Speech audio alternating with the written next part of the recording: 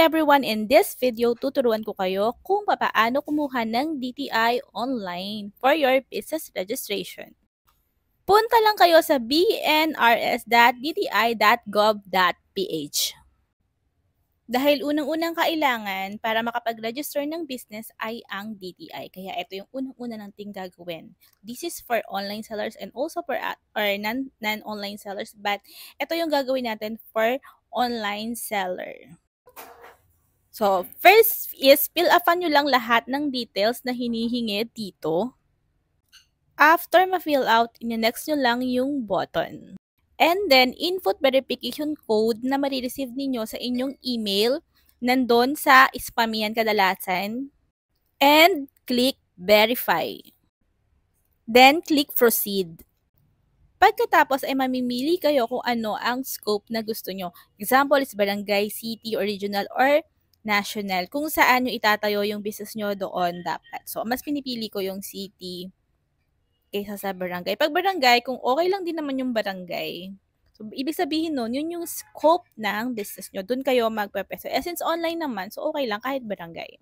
I-search nyo lang yung online shop or online store or variety shop. Variety shop, ibig sabihin kasi sobrang daming binibenta. So, iba't ibang klase, walang specific na category. Kaya, variety store. I-click nyo lang yung next. Then, click check name availability kung available yung business name na yun. And then, validate business name. Lalabas dyan kung available siya or rejected ba siya.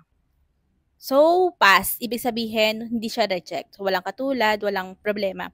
Kasi kapag may mga trading like general merchandise, hindi yun pwede. I-proceed nyo lang and then click the next. Isulat nyo yung reference code na to dahil kakailangan ninyo yan if ever na magkaroon kayo ng problem.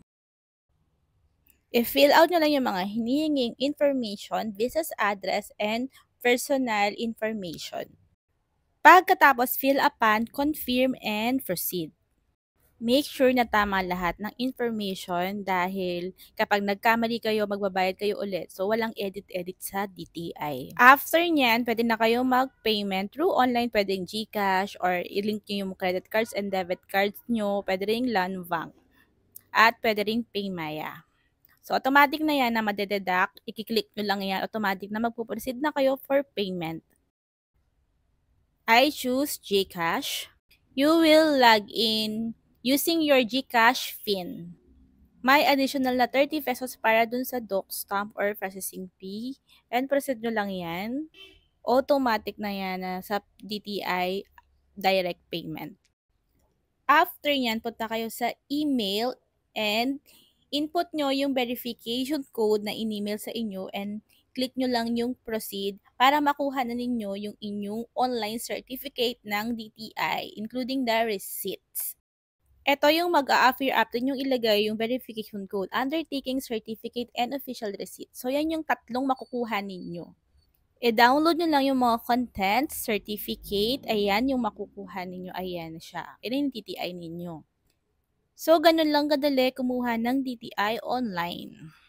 This is Michelle's channel saying learn everyday and think